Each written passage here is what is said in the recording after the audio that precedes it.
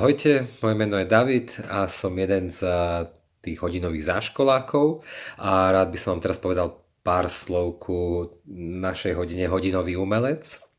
A ide vlastne o hodinu, kde deti dostanú zadanie alebo inštrukciu, že sú vlastne umeleckou agentúrou a ich úloha je pripraviť také video, krátke, ktorým vyjadria niektorú zo 6 základných emócií, radosť, smutok, strach, hnev a ďalšie si nepamätám. A vyjadriť to môžu v tom videu jednak obrazom a jednak hudbou. No a čo vlastne sa snažíme touto aktivitou alebo touto hodinou dosiahnuť? Na tej úrovni emócií ako keby počas reflexie vlastne sa bavíme s deťmi, že akú emóciu tam prežívali a čím to bolo. Takže snažíme sa im pomôcť, aby si zvedomovali prežívanie emócií a dostali ich nejak tak ako keby pod kontrolu alebo minimálne porozumeli tým svojim emóciám. A zároveň potom, že na úrovni vedomostí, tým, že to video vlastne vzniká ako poskladanie nejakých rôznych pekných malieb, hej, od známych maliarov alebo umelcov a pridáva sa tam často, že nejaká taká hudba od nejakých skladateľov. Tak v rámci tej záverečnej reflexie sa potom trošku bavíme s deťmi o tých konkrétnych známych osobnostiach, takže na tej úrovni vedomosti by som povedal, že sa dozvedia niečo nové.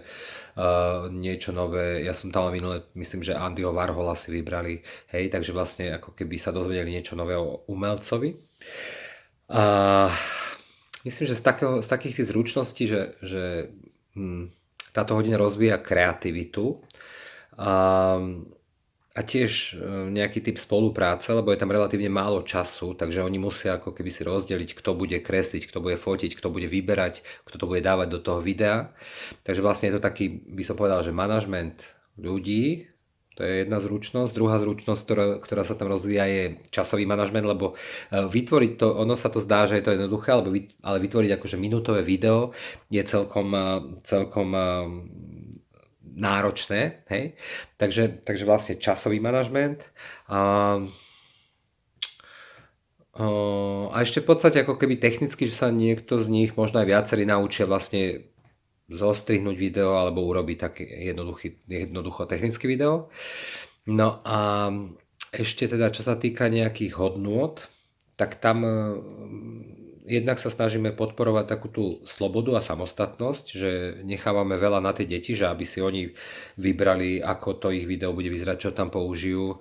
A tiež si myslím, že do veľkej miery, že úcta, že sa snažíme ich viesť k tomu, že aj my im prejavujeme úctu a zároveň aj pri tej reflexii sa snažíme im zvedomiť, že ako sa vzájomne správali počas tej hodiny.